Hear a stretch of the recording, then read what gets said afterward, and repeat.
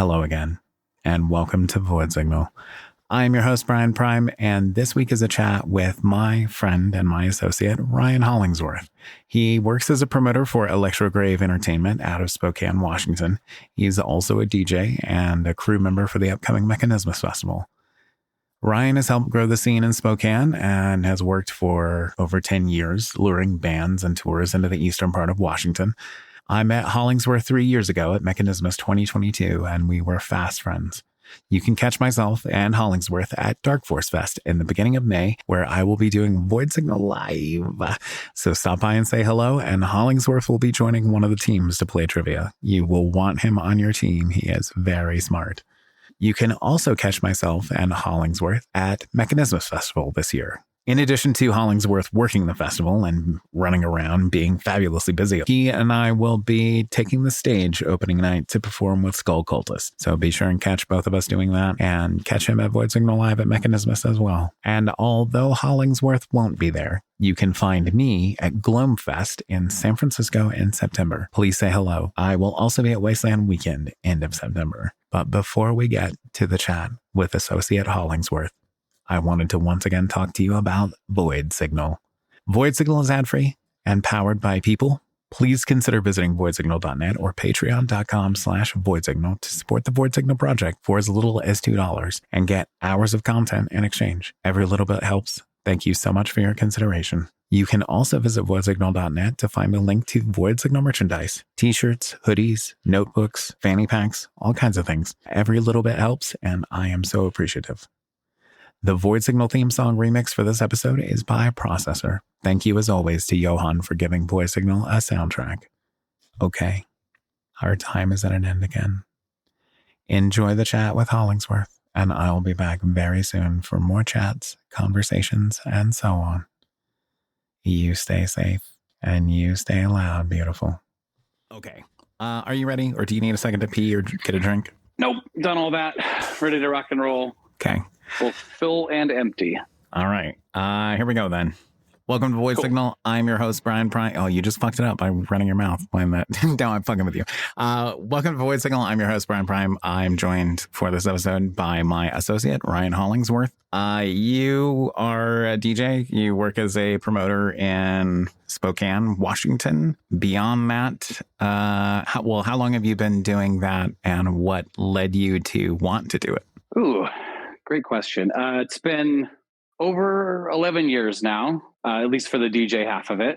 The promoter half started a couple years after that. It really came from a space of, and I feel like this is the case for a lot of promoters that start, especially in not super big cities. It's, if we want shows, somebody's got to bring them here. And if you don't know that somebody, then you might have to become that somebody.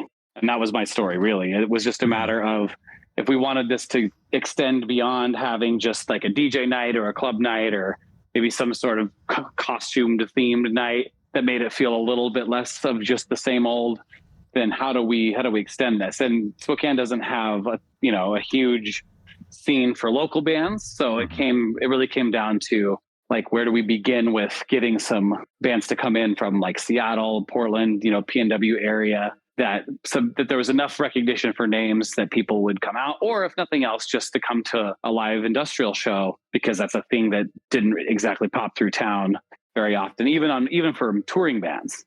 So, and so born from a need of I want this thing, so I'm just going to take it upon myself to do it. Pretty much, and I was getting tired of driving over to Seattle for all of the shows to go see. And these weren't huge shows. These were, smaller industrial bands, but enough to pull, 80 to 100 people. And, it would start to be a little costly for the gas and the trip and the time. Many a time I would drive over for a show in the evening, drive back afterwards, power nap, go to work. Like that was the grind, and it was worth it. But, once I started to dabble in this stuff, it was like, why not?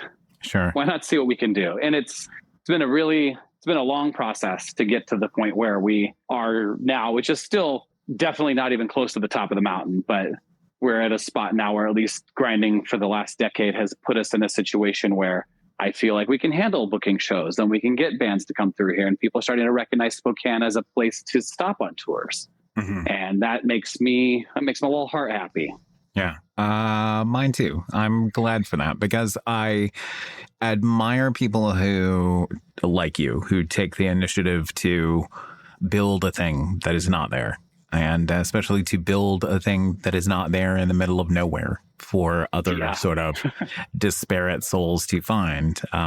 Shout out to anybody holding it down in, the deep South somewhere with like a goth night somewhere, So awesome. I'm glad that you decided to pursue that. And after 10 years of doing it, what would you do you have any advice, or what have you found to be effective about, or let me ask if you have tried this, maybe let me tap your expertise here. But getting in non-scene people into scene events or concerts. Yeah. So that's actually a big important thing for me, is because we don't have, Spokane isn't large enough to have a massive, heavy scene crowd that is going to fill up the dance floor every single time we do an event. It's just not. We don't have the volume. Sure. And so a huge portion of us trying to expand that horizon out has been doing club nights at a specific bar in town that is more of an alternative bar, but it's a very inclusive bar. So we end up getting a lot of folks who come in there and check out our nights specifically because it is something that's like adjacent to things that they think they might be interested in, but have never been exposed to it. And we've had some of the most fun just events we've had there have just resulted in people wandering by this bar at 11:30 at night and hearing some music they've never heard and are like, what, $5? Sure. Okay. I'll check it out. They walk in and it's dark and it's foggy. And it's like walking into like a dark vampire warehouse rave in their opinion, because they have nothing else to compare it to. Right. And they're just like, they get on the dance floor and they start losing their mind. And that's really cool because they don't care about anything related to, the scene or the bands or just any of that. They just are enjoying the vibe. And as long as they're being respectful, that's all we care about. And, I don't believe in any sort of gatekeeping. Everybody ended up in this weird bucket at some point, somehow was either found their way in or was let in or was, however you want to word that. Grifted their way in. It's fine. Yeah. But no matter what, everybody started like somewhere. There was a door that led them to this world at some point. And everybody's story is a little different. And the last thing I want to do is to close that door for somebody who this might alter the course of the things that they enjoy in their life. I know that sounds big and dramatic, but that's how I feel. And I just feel like the more people that can respect what we're doing and appreciate it and enjoy parts of it, they don't have to like every single thing, but if they find some joy in it, then that brings me joy. Sure. I agree with you. I like that sort of romantic sentiment myself of, maybe this is the thing someone needs. Or maybe this helps someone feel seen or like they belong, or they find a sense of community because they went and tried this thing that was new to them and someone was friendly, they found a chosen family years later or something like that. You just never know. Yeah. It starts with these small interactions. And I'm a big fan of that sort of romanticizing the idiosyncrasies of social interactions at times. Yep. I'm with you there. I admire you for that sort of overly romantic shit because I do love it. Okay, so but have you I guess a more pointed question, excellent answer, but I guess a more pointed version of that would just be like, what have you found to be effective for, like, have you done anything promotion wise to sort of step outside? Like, oh, for this, we're going to do a theme night and we're going to advertise it to a different crowd, or we're going to maybe try running flyers at this place or for this thing. Like, can you speak to anything you might have tried in that sort of respect? Yeah, I will say that ironically, as a promoter, one of the weakest points for me specifically is the actual act of promoting the event in specific places in specific ways. Like, let's print some posters. Okay, I can design a poster, I can print a poster, but I'm like, where's the best place for the poster? I don't. That's where I'm just like, it's like fish in a barrel at that point. I have no idea what I'm doing half the time. But one thing, and this is very specific, so I don't know if this is like replicatable, but we have there's a convention that they started a couple of years ago in Spokane. It's a Halloween convention. Mm-hmm. And once I had heard about this event, I immediately contacted the organizer and said, hey, I got a thing that you might be interested in. What if you had us, spooky music DJs playing music throughout the weekend to make it seem like this is more of like a party type thing. Like we're going to kind of be in the background and we're not going to distract people from it, but we want to create a different vibe that you're not going to get from just throwing on spooky hits on Spotify.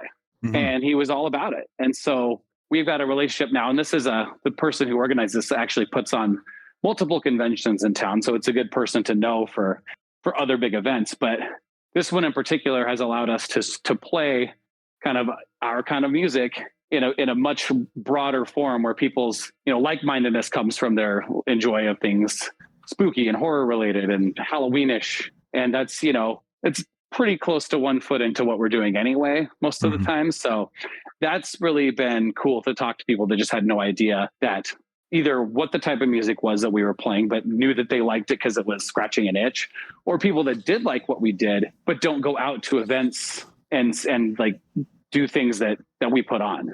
And so because they didn't know about us. Mm-hmm. And so it allows us to get to people so they can discover who we are. But then for the other folks who might not necessarily care about the events, but are just like, who's this band?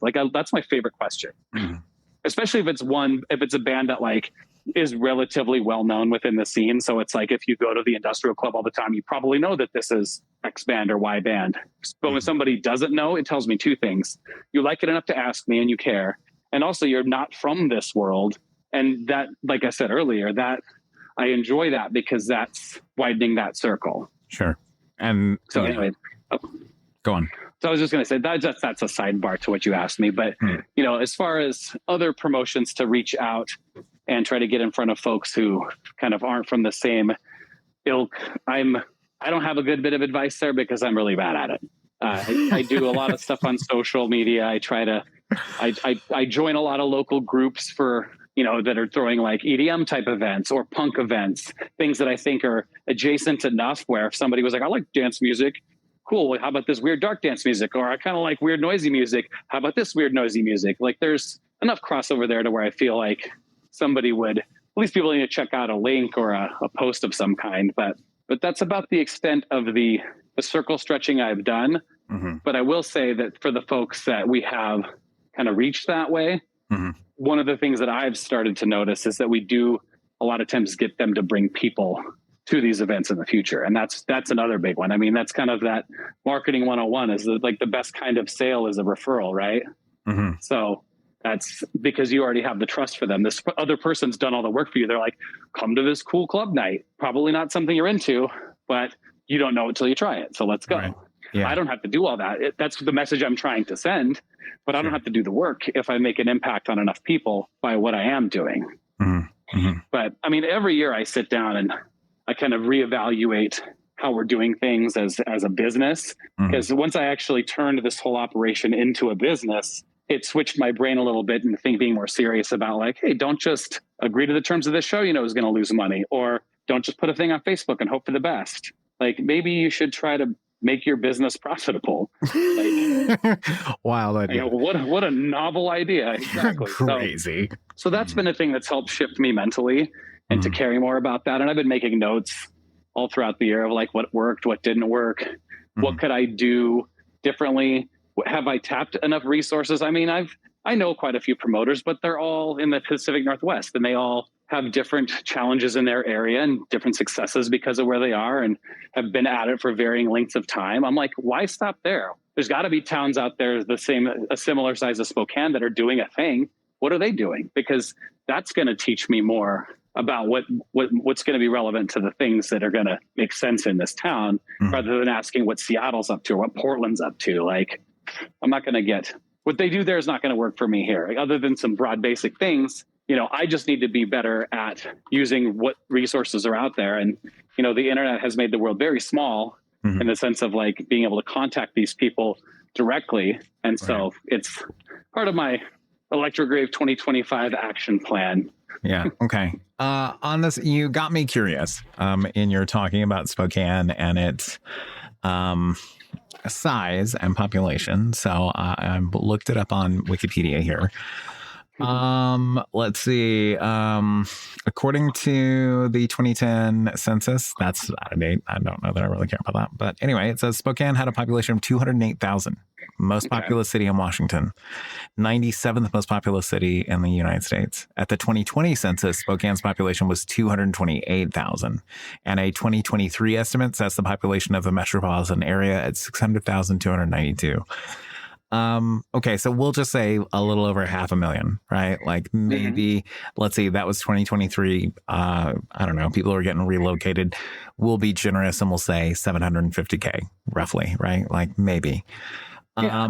So, and like I'm looking just at the map as well. And like, I don't know how close or far away anything is, but do you feel like it's just your sort of geographic location that prevents a lot of tours from coming through, or?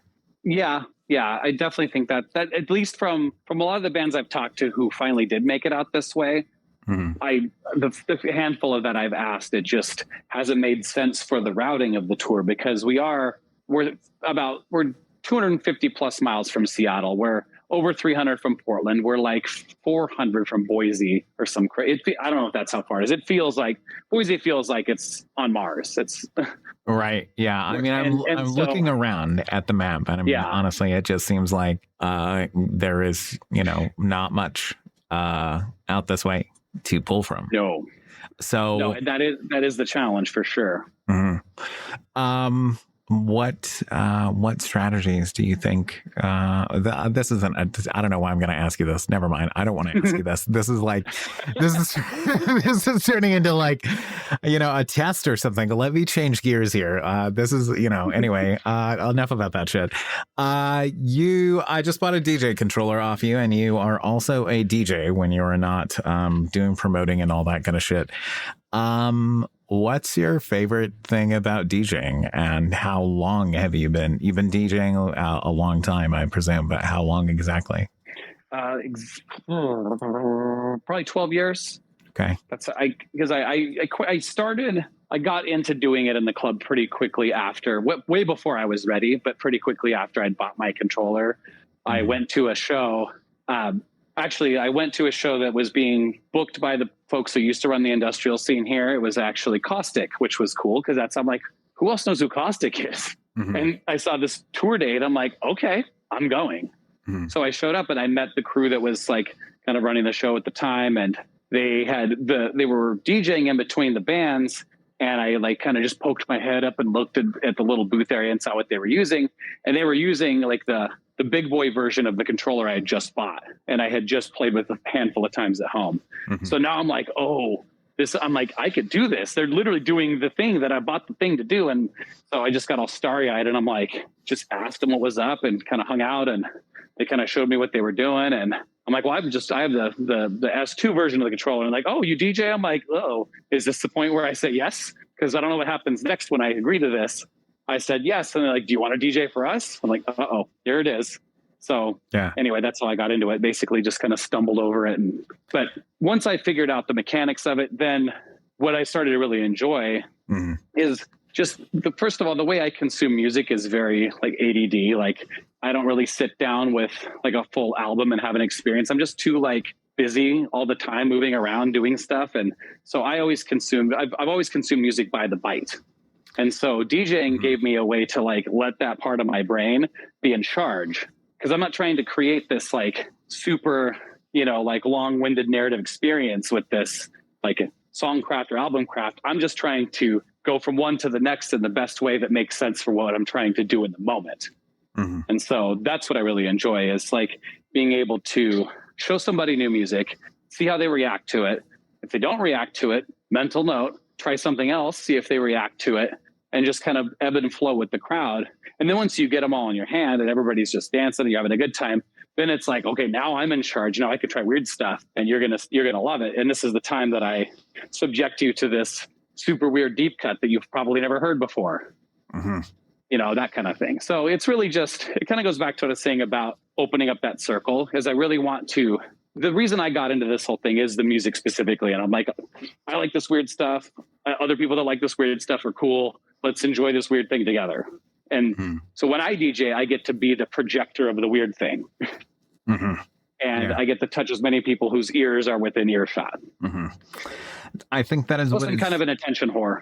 It's true. You are. I have to say that about you. Whether it's secondary, because when you're not, raising your voice and shouting and being, Hollingsworth, you're just looking so fashionable and like you're strutting around and you're posing on furniture and things and leaning over cars and you just always look ready for a fashion shoot every single time I look at you. I always assume someone's watching. I mean, it works for you. Like it's, you just always look so ready and fashionable. So you've inspired me to step up my game. But I'm intrigued and interested in doing DJing for similar reasons. I think I like the idea of sort of like exposing people to things and having, helping people have a good time and dance and enjoy themselves. I feel like there's a lot of power to helping people just kind of be free in a moment, listening to a song they like. So absolutely agree. You mentioned excuse me. You mentioned a love of the music. I do have a love of the music. So my next question will be somewhat adjacent to the music. What's something that you love about this scene, and what is something that you hate about this scene? They're kind of the same thing. The thing that let me reframe this answer in my head, because I almost said something that I didn't mean right away. So let me just collect my thought here. Sure. But I'll start with the thing I don't like, because I think that's going to bleed into where I was going with this. Okay. I don't like gatekeeping, and I don't like I don't like when scenes feel like some sort of elitist club. I understand that at a certain point, a lot of subsections of this scene may have felt like this is a safe space. It's created as a safe space, and that means we don't let just any old Yahoo into the space. I can understand and I can respect that, but the space I'm trying to create is not that space. And while people have the right to do things however they want to do them, I don't love that exists in enough areas to where there's a lot of, discourse about it beyond just, like my familiarity with it in certain areas that I've been involved with. It's kind of it's enough of a topic to where it's still being talked about. And and this isn't just related to like the scenes themselves, or like clubs or exclusivity behind clubs, or, people that don't feel comfortable going to shows because they don't feel like they belong with the scene or whatever. That's the type of thing I don't want to create. But then there's also the idea of like, what is or isn't considered to be like dark industrial music, or what isn't. Like, I don't love the genre, like gatekeeping either. Like if something sounds cool and it fits the vibe, like from a DJ perspective, I've snuck some of the most random nonsense into my DJ sets just to prove a point, because it's not about that. It's about what you enjoy. And again, that's really the whole spirit behind what I do. And if other people take it, as a different, like they're in it for different reasons, and they may involve it being more of an exclusive club or more of a tighter circle with a little bit more of a barrier of entry, to each their own. But I don't love it. And so being that, I kind of have my finger on the pulse of what happens, at least in my town, I get the benefit of not like having to adhere to that. I guess so. Leading into the thing I do love about it, though, is when an environment like that is created, I do feel like the open-mindedness is there, to where a lot of the folks are so inclusive, and not just with like, other people that are into other odd things, that like, hey, I embrace your oddness, you embrace my oddness, we're odd together. But also the idea of being open to others appreciating the thing that they appreciate without the gatekeepiness. I feel like you can't. The reason why I was struggling with my answer is I feel like you can't have one without the other. If you create an environment that kind of supports gatekeeping, then you won't have the inclusivity of seeing somebody maybe just take a sample or two of this weird thing that they like because somebody opened the door up and let them have it. They don't have to dress the part. They don't have to necessarily go buy all the whole SITD backlog because they like Lebensborn or whatever. Like just the little bits of joy because it's all we have, right? Yeah, it is. So that's what I do enjoy. And this is all, I recognize that my answer is also very based in my bubble that I've tried to build. But when I do see it outside of my bubble, it makes me jolly, because I see that there's other people who have the same idea and do this for similar reasons that I do, for a love of the music and the joy it brings others. Good answer. I applaud. Great answer. Agree. Okay, I will. Let's move on. I'll ask you a different question now. Are you gonna go to Wasteland Weekend next year? Can you there be there? It is my plan. Okay, great. Wonderful. I figured right in the middle of an interview was the best time to ambush you with that and just put you on the spot so that you would. Part of me thought it was coming anyway, so yeah, you got it right. Yeah.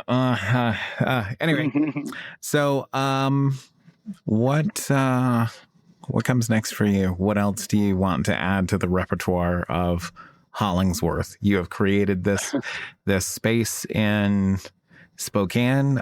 You're the lighthouse for weirdos, sort of out in the east of Washington. And what do you want to see it become, or what comes next for you? Well, I think I might steal Lighthouse for Weirdos and put it on on a sticker. Yeah, by all means.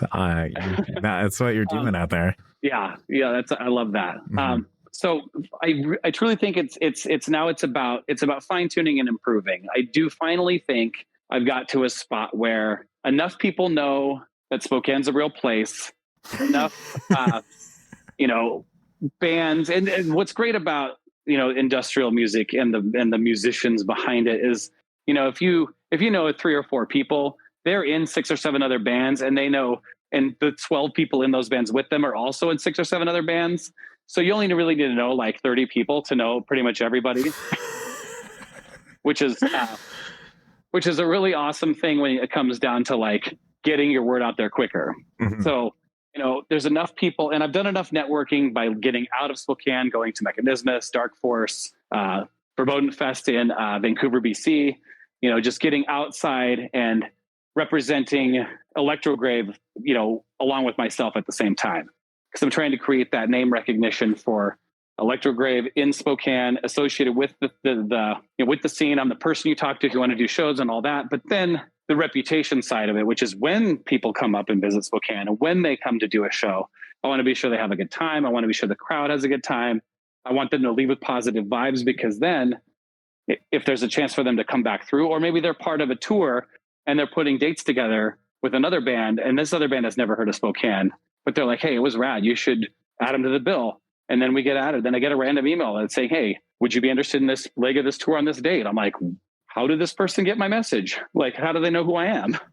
But that's part of that, like making an impact and then having that reputation follow you. That's worked really well to get us to this point. So I want to continue that. And I think, like I mentioned earlier, there's a lot of business elements to this that this is dipping into, when it was kind of just it was a hobby, then it became an expensive hobby, and then it became a business. And now I want it to become a profitable business, because it hasn't been a profitable business. So it's figuring out some of those holes in my game when it comes to promotions, like you'd mentioned earlier, like where are we putting this in front of? Whose eyes are seeing what we're doing? If it's the same eyes that keep seeing it, cool, you did your job already. They don't need to see it anymore. You've already got them. How do you get in front of people that don't know who you are, that haven't seen what you do, that have no idea what this is? Right. Working on that, we did more live shows in 2024 than we've ever done. And I dreamed to get to this point where I was doing just as many like live shows as I was club nights, because that to me was where I always wanted to take this. And so, we've got great relationships with 2 venues specifically, working on a 3rd and a 4th. And that was another big concern post-COVID, was we had the perfect venue for any type of event or show. It had the perfect capacity for a big show. It had a second stage for a little show. It was exactly what we needed it to be. And we had a great deal going with the owners. Pandemic hit, that was that. And we've been trying to rebuild ever since. And we've finally got to a spot where I think that I don't have to worry about finding a place to do a show is a barrier of doing shows. that was my big goal this year. Finally feel like I got there. And now for 2025, it's really about tightening up the marketing, actually having a plan. I'm not really good at setting goals or setting plans. I'm good at executing things when they need to be done. But when it comes to like making decisions now to affect the future, I'm bad at that. Sure. So because I know I'm bad at that, I need to really like have an executable plan that I can do. Otherwise I'll end up in the same boat where I'm like, how did we lose $1,200 on all the shows this year? I don't know how that happened. Like, who else is going to know? I'm the one who runs the books, man. I'm the only one that's going to know. So right. So that's really my plan is like, I really feel like we've hit a spot where I love what we're doing. I think everything is going really well. Mm-hmm. We've got that good reputation. We've got name recognition. I've got a great team of folks who represent Electrograve really well. They're always out, like doing things and talking about what we're doing and making connections and dropping off business cards. And I'm just trying to keep the machine humming along so we can continue to grow and, get some more of these big tour dates coming through here and make it worth their time to route it through this way. Mm-hmm. Because that is, like we were talking earlier, that's really just the challenge of being so remote is why would we route it out there if we don't know there's a thing there? Well, once that part of it is addressed, like, okay, well, we exist, we're out here, now I got to make it worth your time. Mm-hmm. And so once I do that, then it just becomes kind of like, a part of what we're talking about. And like, we have Pig coming to town this Friday. Mm-hmm. And so between all the members of Pig, Curse Mackey, Unicode Machine, these are all bands that I'm, either I've met at other shows or I know them from working, with like Mechanismus and whatnot. Mm-hmm. If they have a good experience in Spokane, that's like 8 or 9 centers of influence that can speak to Spokane if they're ever in a conversation involving a tour with another band or they're in another band that's planning to tour. And that's how the machine keeps rolling. Mm-hmm. Mm-hmm. So... Gotcha. Do more, do better, basically. It sounds like executing it correctly the first time is gets you repeat customers and word of mouth. Reputation goes far is what it sounds like I'm hearing you say. 100%. That's something I've stood on since the moment I started working with anybody outside of just like the club I was asked to DJ at. This goes down to club owners, promoters at that club. The sound guy, the light tech, all the bands, the whole crew, my whole crew, everybody gets like just the top shelf treatment when they work with us because that's how I operate in my life. And I'm extending that into what I'm doing. I'm by day, I have a very professional job. And so I can translate that pretty easily to what I do in this world. Sure. And I don't have to try. This is something I had to learn. This is something I'm good at naturally. So, being able to leverage a lot of those skills and strengths that I have into this and having them bleed into it now that I can actually, Electrograve is actually in a spot where I can use these things in a way that feels productive because we are growing, because it's operating more like a business. And so, it's cool to get to the spot that we are where I feel like we're not trying to build the car. We're just trying to make it faster. That makes sense. Sure. Yeah, that makes sense. Like minor tweaks, switch this part here, twist this knob there. I don't know how cars work. I don't know enough either to correct you, but I take your meaning. The metaphor works. I don't want to keep you too long. Great answer. I will put the last question of the podcast to you. What is something that you have been enjoying recently? And your answer can be anything, book, movie, TV show. Just what's something that you're jazzed about? So since this medical nonsense, I haven't quite had the energy to be as physical and to do stuff. But what that did do is that got me back into video games. And so I've been absolutely grinding on the Legend of Zelda Tears of the Kingdom. I've always been a huge Zelda dork, but I have not had the time to start that game despite buying it like pretty much right when it got cheaper after it came out.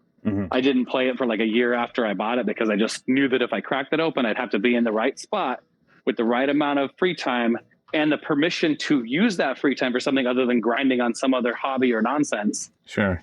And with this medical stuff sucking for the most part, that is an upside that came from that as I just kind of rekindled my joy for for the Legend of Zelda verse, and that game is scratches a lot of itches. So I'm greatly enjoying that, and I actually, it's helping me look forward to my recovery from surgery, because I won't really have I'll have even less energy to do stuff while I'm going through that, and so I expect to grind it out, probably beat it at some point within the next month or so when I'm laid up. Yeah. I can appreciate that. I was excuse me, post my surgery, I was playing Texas Chainsaw Massacre last year, and it was I had surgery on my spine and stuff, so I was like, I was on a lot of drugs, like pain meds, and I wasn't on team chat because I couldn't wear my headset. So I just was the perfect Leatherface, just like roaming room to room, like trying to menace people with my, noise, cacophonic murder machine. Video game is therapy healing when you're feeling kind of under the weather. It can really scratch the itch. And for me, somebody who's like, I'm a perpetual busybody, so I have a hard time watching a lot of TV or movies, despite loving, a lot of stuff. There's got to be a very like specific window where I'm in the right frame of mind to enjoy it, and also have the physical time to do so. And those don't cross over super often. So video games are a perfect in between where I want to relax, but I'm still doing stuff. I'm still collecting mushrooms or finding a stupid Koroks or whatever. Like, I'm busy, even though I'm doing fuck all, basically. Yeah. It gives that sort of satisfaction to it. Yeah, I agree. Thing I've been enjoying recently, I'm getting this DJ controller and hooking it up, and I have done excuse me, I've done nothing with it really. I got it working and turn some knobs and move some levers and some dials and stuff, and then I was like, okay, now that I have this, I need to think about a music collection to use with it. And so I've sort of been going into my hard drive of music that I have, some of which is stuff from like 20 years ago or more, like bands that released EP or a tape, and that was it, and like just one-off kind of stuff. So it's been kind of cool to like dive back through, because I've like meticulously taken care of like my music collection of MP3s. So it's been kind of cool to dive back into that and hear some stuff that I hadn't heard in a long time. You mentioned Pig. I have a fan of the show who has just discovered Pig. And, it was cool to be able to share like, here, I've got this one-off EP that, I got the VIP bag, and it had this CD single and it had this song on it. And here, there's no other way to get it, but I'll share it with you, kind of a thing. It's been cool to sort of rediscover like music in that way of like, oh, I have this already. This file is hanging out, or I've got this song that's not up to stream anywhere, or I've got somebody ripped a vinyl or recorded a vinyl into an MP3. And so I've got, the copy of that or whatever. That's just awesome. No, yeah. I love hearing that, because that kind of reminds me of when I got started. I had a similar situation with just this weird library of music that I just acquired, and then I finally had a new purpose for it. Listening to it again and feeling like, what would this sound like at the club? Because this is not a song people listen to anymore, but I don't know if it's a song anybody even knows exists anymore. And there's like that line of like hidden treats with, that aren't something that's played out. It's not, Chrome to the 17 millionth time. Don't you want to play Dead Stars, Hollingsworth? Oh, they're still burning. Forever. They still burn. That is what I've heard. Still burn. Yeah. Dead still. Yeah. I've heard that. Why were you even asking that question anymore? Why are we even asking? I've answered it several times. I, Okay. I have a joke for you off yeah. the record after this, by the way. Okay. I will put one last question I will put to you, and then we'll wrap this up. As a DJ in this scene, can you name 3 songs just off the top of your head that you're like, if I could grant you this wish of like, you never have to play these 3 songs again, do you have an answer? Yeah, it actually leads into the joke. I'll make it now. Okay, excellent. This Corrosion. Okay. The Sisters of Mercy. Like I called it. What did I call it? I called it Goth Don't Stop Believin' the other day because it's like the quintessential, like, this night is over. I'm going to play this 10-minute song that everybody's heard a trillion times. That's just played out so much. Mm-hmm. Like, it's a perfect example of, like, if you love it, just listen to it at home, please. Don't request it. It's too long, first of all. And it's not set up in a way where there's a good place to just end it other than just ending it. And as a DJ, just from a mechanical perspective, like, I don't want the awkward transition to get out of this. There's nothing you can do after it. Mm-hmm. So I'm not a huge fan of the song, and I've heard it 16,000 times. I didn't come into this from the goth adjacent side. I was more the industrial adjacent side. So I don't have that deep appreciation for this old goth rock stuff. Mm-hmm. I can appreciate, but it's not deep. And so I don't have any spiritual attachment to this Corrosion. Sure. So it's just, I'm just like, I never want to play it because it's like, I've dropped a couple of covers of it that hurry up and get the business done and move along. But yeah, that's the big one. Oh gosh.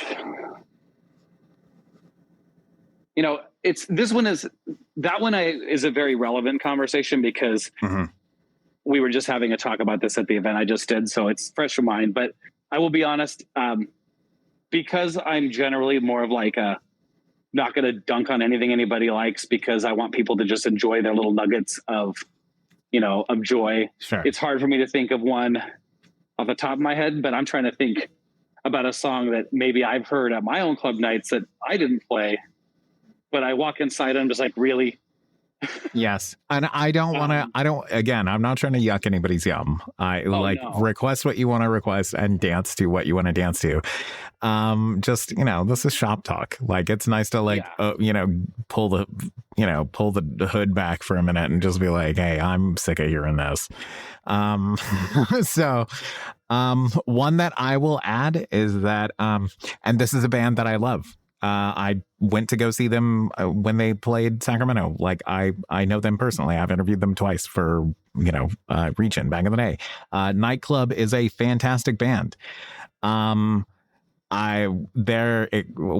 every DJ set has at least one Nightclub track, begins to be a little much and, noticeable in a night of like, hey, another Nightclub song.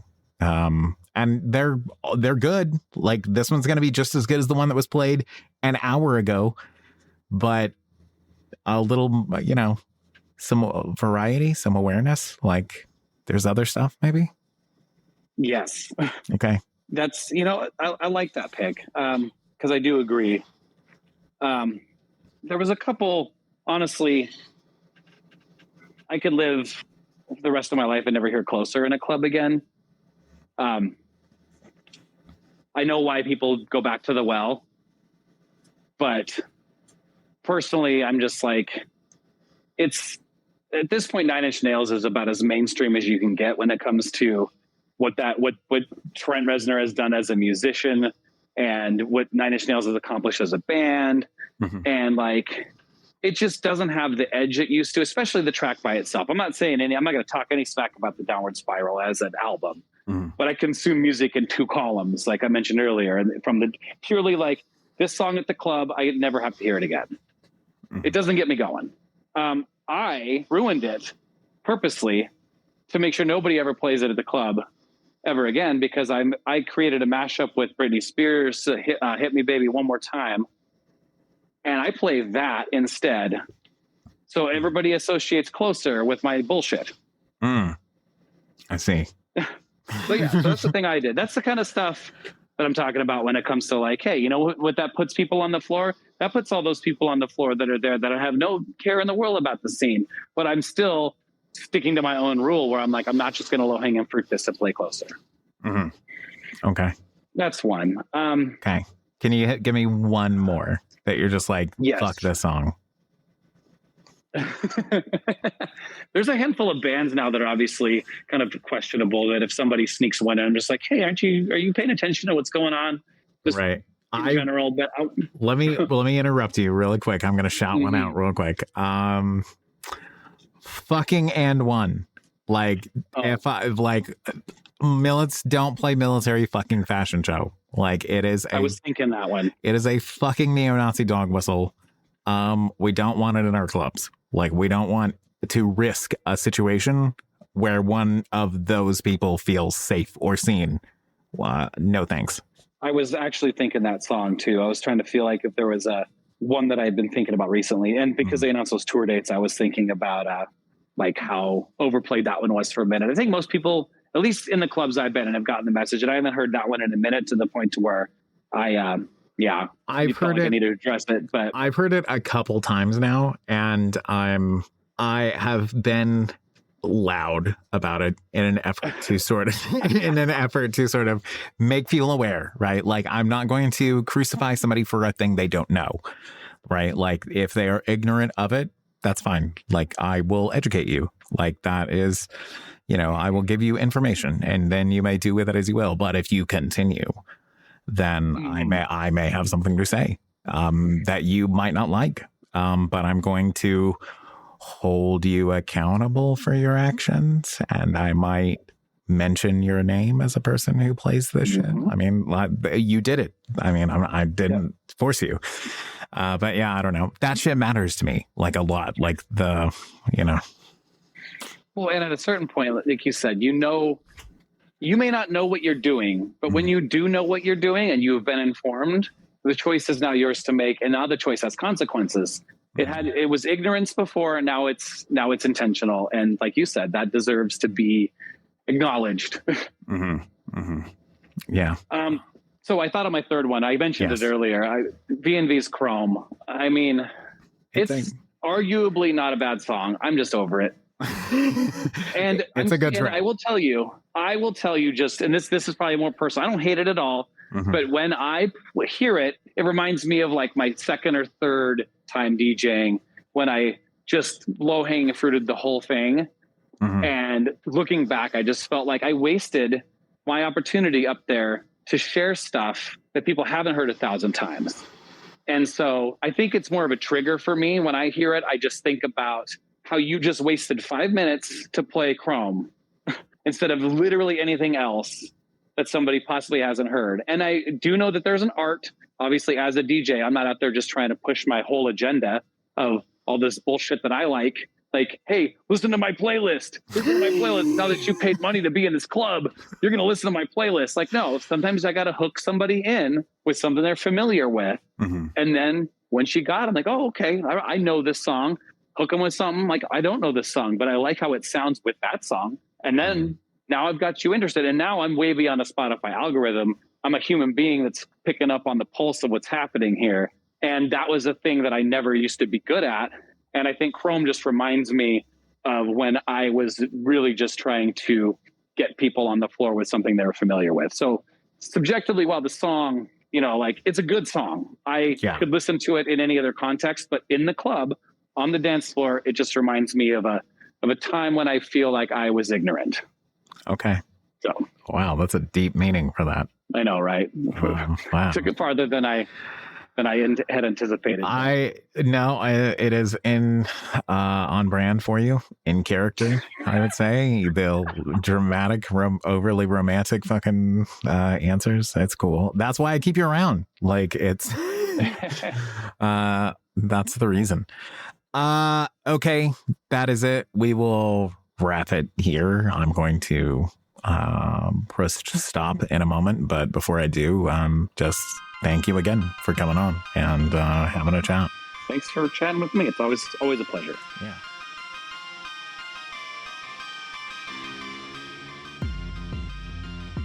Void Signal intro and outro courtesy of Processor. Visit processor2.bandcamp.com for more Processor, and visit voidsignal.net to help support the creation of more Void Signal. Stay safe, stay loud.